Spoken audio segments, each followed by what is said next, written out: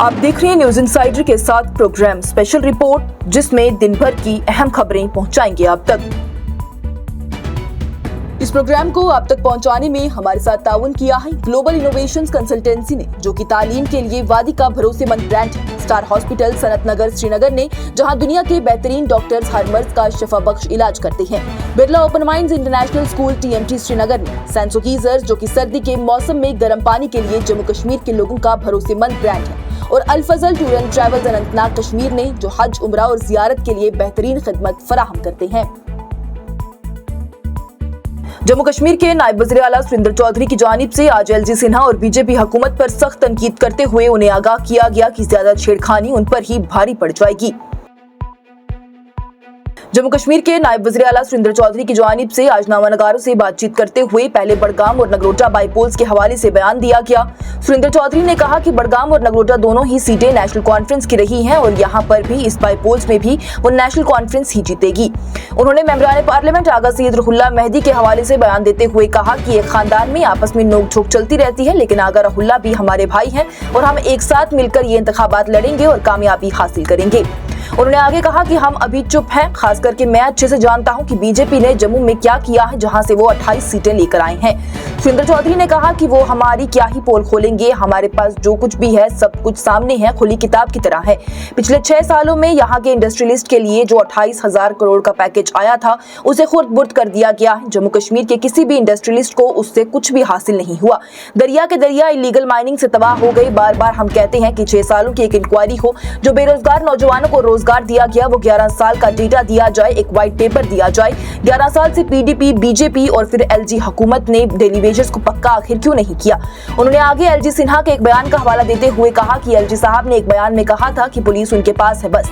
चौधरी की जानिब से कहा गया है कि LG साहब के पास बिजनेस रूल्स की फाइल है पड़ी हुई है, वो वापस नहीं दे रहे हैं। एडवोकेट जनरल की फाइल उनके पास है, वाइस चांसलर्स के हवाले से कोई फैसला नहीं ले रहे हैं, ना ही कोई इंक्वायरी कर रहे हैं। उन्होंने आगे कहा कि LG साहब को जब कोई सच बोलने की कोशिश करता है तो उन्हें गुस्सा आता है और उनका कोई बस नहीं चलता तो वो गाड़ियां और सिक्योरिटी छीन लेते हैं। लेकिन मैं उनको बता देना चाहता हूं कि ये सिक्योरिटी मेरी इलेक्शन में भी छीन ली गई थी। मेरे पास एक PSO भी नहीं था। मैंने प्राइवेट एजेंसी से लेकर PSO लिया और फिर इलेक्शन को लड़ा। मैं एक फौजी का बेटा हूँ, इन चीजों से मैं डरने वाला नहीं हूँ। मैं बिना सिक्योरिटी के भी बाहर निकलता हूँ। आपको बता दूं, नेशनल कॉन्फ्रेंस के लोग कुर्बानियों के साथ ही आगे बढ़े हैं और हम सारी बातें करते रहेंगे। जो भी आप गलत काम करेंगे हम आवाज उठाते रहेंगे। सुरेंद्र चौधरी की जानिब से आगे कहा गया है कि ये बीजेपी क्या हमारी परतें निकालेगी, हम इनकी परत दर परत निकाल देंगे। उनकी जानिब से कहा गया, मैं माइनिंग वजीर हूँ, मैं इंडस्ट्री का वजीर हूँ, मैं हर तरह के इनके घोटाले निकाल कर बाहर रख दूंगा। सुरेंद्र चौधरी ने कहा कि वो हमें ना छेड़े तो बेहतर है, छेड़ेंगे तो हम उनको ऐसा एक्सपोज करेंगे कि उनका मुंह काला करके रख देंगे। इन बीजेपी वालों की जानिब से उनकी जानिब से मजीद ये भी कहा गया है, असेंबली इलेक्शन के हवाले से बात करते हुए कि असेंबली इलेक्शन में हर MLA को अपनी बात रखने का हक है, उनके इलाके में काम क्यों नहीं हो रहा। उन्होंने कहा कि सबसे बड़ी बात यह है कि जब तक जम्मू कश्मीर को रियासती हैसियत की बहाली नहीं हो जाती, यहाँ पर परेशानी खत्म नहीं होगी। आज जम्मू के लोग भी परेशान हैं। यहाँ बाढ़ आई तो लोगों का सब कुछ बह गया, लेकिन बीजेपी ने अभी तक यहाँ पर लोगों को कोई मुआवजा फराहम नहीं किया। उन्होंने कहा कि बीजेपी खराब फसलों में जाकर, सेब की खराब पेटियों के पास जाकर रील बनाती है, लेकिन वो रील ना बनाए बल्कि ये बताएं कि असल में लोगों के लिए किया क्या है। उनकी जानिब से कहा गया कि नेशनल कॉन्फ्रेंस अगर किसी को कुछ देगी तो वो उन्हीं लोगों का होगा। आज तक शेर कश्मीर ने लोगों को जो भी जमीनें दी हैं वो आज भी उनके पास है। अगर छीनी जा रही हैं तो वो बीजेपी के दौर में छीनी गई हैं। कस्टोडियन के नाम पर, सरकारी रकमों के नाम पर और घास चराई के नाम पर लोगों की जमीनों को छीना जा रहा है। उन्होंने आगे कहा है कि जम्मू कश्मीर के लोगों से अपील करता हूं कि इन लोगों की बातों से गुमराह मत हो जाइए। ये चाहते हैं कि नेशनल कॉन्फ्रेंस कुर्सी छोड़ दे, क्योंकि 11 साल का इनको कुर्सी का शौक पड़ गया। वो चाहते हैं कि आगे भी वो इसी तरह से रहे, लेकिन नेशनल कॉन्फ्रेंस कभी भी जम्मू कश्मीर के लोगों का कत्ल नहीं होने देगी। सुरेंद्र चौधरी की जानिब से सैनिक कॉलोनी गोलीकांड के हवाले से बात करते हुए कहा गया कि इतने बड़े रैकेट का पर्दाफाश होने के बाद भी कोई कार्रवाई नहीं की गई, किसी सीनियर अफसर पर कोई बात नहीं उठाई गई। नौशहरा में भी इसी तरह का एक रैकेट पकड़ा गया, लेकिन वहां पर भी कोई कार्रवाई नहीं हुई, जबकि पुलिस LG इंतजामिया के हाथ में है। उन्होंने मजीद कहा कि हमारी हुकूमत ने कई अफसरान को प्रमोट किया, लेकिन कितने महीने गुजरने के बाद भी उनके ऑर्डर को पास नहीं किया जा रहा, क्योंकि IAS ऑफिसर LG सिन्हा के अंडर आते हैं। वो शाम को उनके हुक्म मांगते हैं और LG सिन्हा मुकर जाते हैं और यहाँ की हुकूमत को कमजोर करने की रोज बरोज कोशिशें किया करते हैं। मजीद इशारा करते हुए कहा गया है कि असेंबली सेशन में ही हो सकता है मामला आर पार हो जाए, क्योंकि अगर उनके लोग बोलेंगे तो शेर कश्मीर के सिपाही भी असेंबली में जवाब देने के लिए हाजिर होंगे। पीडीपी आइंदा असेंबली सेशन में जमीनों के हकूक के लिए लाने जा रही है एंटी बुलडोजर बिल। पार्टी सदर महबूबा मुफ्ती की जानिब से प्रेस कॉन्फ्रेंस रख बिल के हवाले से किया गया ऐलान। पीपल्स डेमोक्रेटिक पार्टी की सरबराह महबूबा मुफ्ती की जानिब से एक नए कानून का ऐलान किया गया है जो Jammu Kashmir land rights and regularisation bill 2025 के नाम से पहचाना जा रहा है। वाज़ेह रहे तो इस कानून को आम जबान में एंटी बुलडोजर बिल भी कहा जा रहा है। महबूबा मुफ्ती की जानिब से कहा गया है कि ये बिल उन लोगों के लिए है जो कि पिछले 30 सालों से किसी जमीन पर मुसलसल रहते आए हैं, चाहे वो घर वाले हों, किसान हों या दरसगाहें हों या फिर छोटी बड़ी तिजारती इदारे हों। इस कानून का मकसद उन लोगों को कानूनी तौर पर जमीन का मालिक बनाना है और बेजा तौर पर उठाए जाने वाले और बुलडोजर चलाए जाने के अमल को रोकना है। उन्होंने कहा है कि आर्टिकल 370 के खात्मे के बाद से जमीन का मसला सबसे ज्यादा नाजुक और बिगड़ता हुआ मसला बन गया है। महबूबा मुफ्ती ने वजाहत दी है कि ये बिल किसी के टकराव नहीं बल्कि एक सुलह और इंसाफ का रास्ता बनाएगा। उन्होंने गुलमर्ग का जिक्र करते हुए कहा कि वहां के होटल्स, गेस्ट हाउसेज, हेरिटेज मकामात जैसे कि नीडोज और हाईलैंड पार्क को भी एविक्ट करने के नोटिस मिल चुके हैं। ये सब इसकी वजह से हो रहा है क्योंकि हुकूमत ने साल 2022 में नए लैंड ग्रांट रूल लागू किए थे जिन्होंने 1960 के कानून को खत्म कर दिया। अब लीज का महबूबा मुफ्ती ने कहा है कि होटेलियर्स ने करोड़ों रुपए इन्वेस्ट किए हैं लेकिन अब वो दर और माली नुकसान के माहौल में जा रहे हैं। उनका ये कहना है कि हुकूमत का ये कदम टूरिज्म इंडस्ट्री को बर्बाद कर रही है। टूरिज्म से जुड़े अफराद की भी कई महीनों से इस बात से परेशानी का इजहार वो कर चुके हैं। गुलमर्ग, पहलगाम और सोनमर्ग जैसे मकामात में लीज रिन्यूअल के मामलात ना हल होने की वजह से सरमायाकारी और रोजगार दोनों ही मुतासिर हो रहे हैं। महबूबा मुफ्ती की जानिब से हुकूमत पर तनकीद करते हुए कहा गया कि वज़ीर आला ने कई दफा अवाम के जमीनी हकूक की हिफाजत का वादा किया था लेकिन अब तक ना कोई कानून लाया गया है ना ही कोर्ट में किसी पॉलिसी की वजाहत की गई है। पीटीपी का ये कहना है कि उनका प्रपोज्ड बिल सिर्फ एक सियासी चलाक चलन नहीं है बल्कि लोगों को मुस्तकबिल के लिए कानूनी तहफ़्फ़ुज़ देना है। पीटीपी का ये कहना है कि इसमें आम लोग, मज़ारे, मजहबी इदारे और तिजारती इदारे सब शामिल हैं। उन्होंने तस्दीक की है कि पीडीपी के एमएलएज ने असेंबली में इस बिल को पेश करने के लिए सबमिट कर दिया है। महबूबा मुफ्ती ने ये भी कहा कि अगर हुकूमत इस जैसे अपना बिल लाएगी तो पीडीपी उसका भी साथ देगी। उनका यह कहना था कि हमारी लड़ाई सिर्फ पॉलिटिक्स की नहीं है, लोगों के हकूक की है। सियासी तज्जियाकारों के मुताबिक ये कदम पीडीपी की तरफ से अपनी रिवायती मौक़िफ़ जमीन के हकूक और खुद मुख्तारी को दोबारा जिंदा करने की कोशिश है। महबूबा मुफ्ती की जानिब से मजीद ये भी कहा गया है कि वज़ीर आला उमर अब्दुल्ला को दिल्ली के केजरीवाल से सीखना चाहिए और जम्मू कश्मीर के केजरीवाल की तरह काम करना चाहिए। वज़ीर आला उमर अब्दुल्ला की हुकूमत के पास कोई ताकत न होने के बयानों को बेबुनियाद करार देते हुए leader of opposition Sunil Sharma ने कहा कि क्या उमर अब्दुल्ला को स्टेटहुड मासूम लोगों के कत्ल करने के लिए चाहिए। भारतीय जनता पार्टी के सीनियर रहनुमा और leader of opposition Sunil Sharma की जानिब से एक प्रेस कॉन्फ्रेंस में साबका वज़ीर आला उमर अब्दुल्ला पर सख्त तनकीद की गई है और उन्हें झूठ फैलाने और जम्मू और कश्मीर के लोगों को गुमराह करने के लिए जिम्मेदार ठहराया है। सुनील शर्मा ने कहा है कि वज़ीर आज़म नरेंद्र मोदी की रहनुमाई में मरकजी हुकूमत मुसलसल ऐसे कदम उठा रही है जो कि अवाम की बेहतरी के लिए हैं, जबकि उमर अब्दुल्ला सिर्फ धोखे की सियासत करते आए हैं। उनका कहना था कि मोदी सरकार ने जम्मू और कश्मीर के किसानों के लिए करोड़ों रुपए का रिलीफ पैकेज जारी किया है जो कि इस बात का सबूत है कि मरकज किसानों के हालात सुधारने में दिलचस्पी रखता है।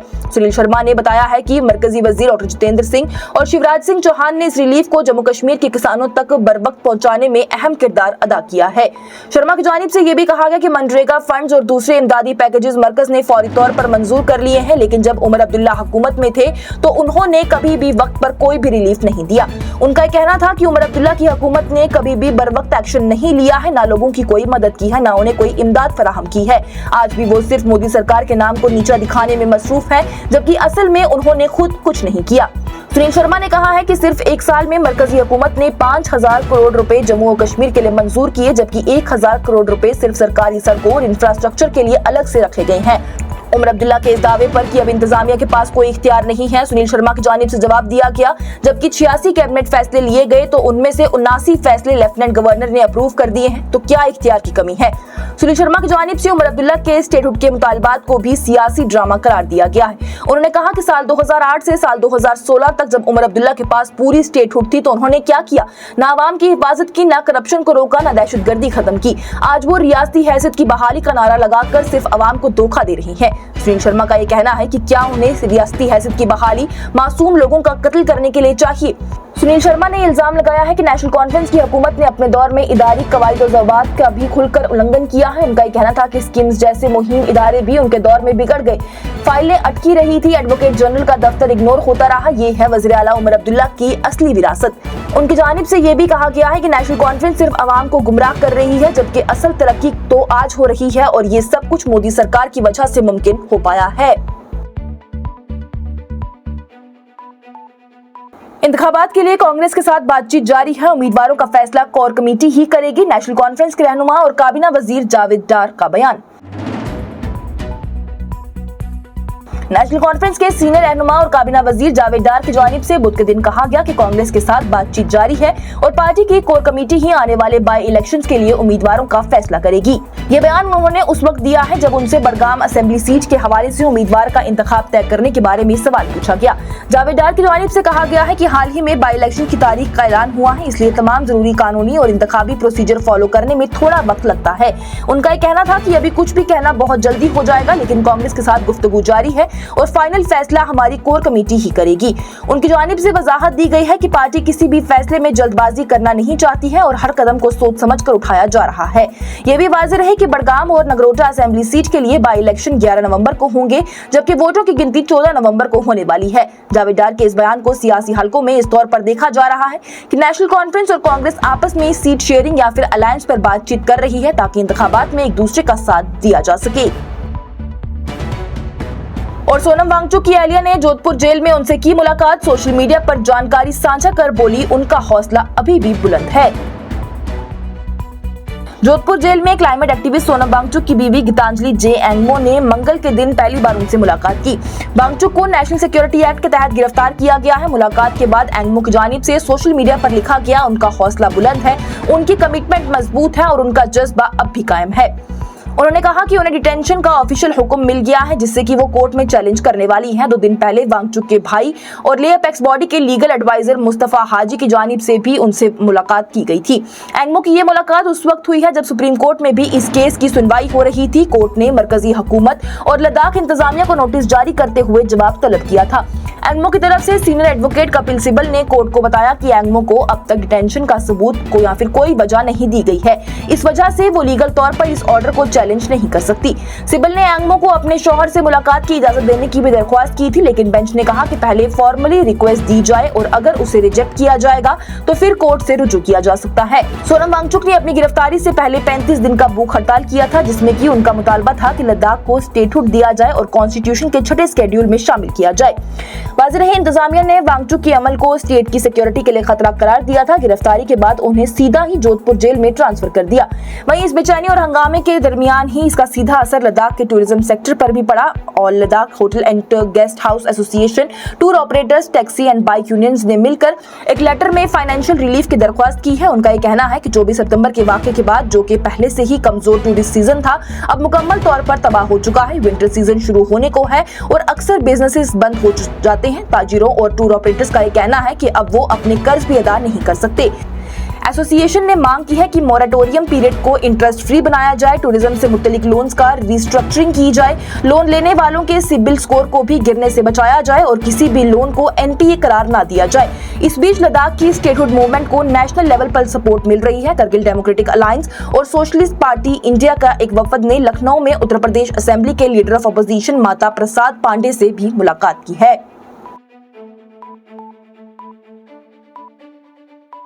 आज की स्पेशल रिपोर्ट में इतना ही। दीजिए इजाजत। लेटेस्ट अपडेट्स के लिए देखते रहिए न्यूज़ इनसाइडर 24/7।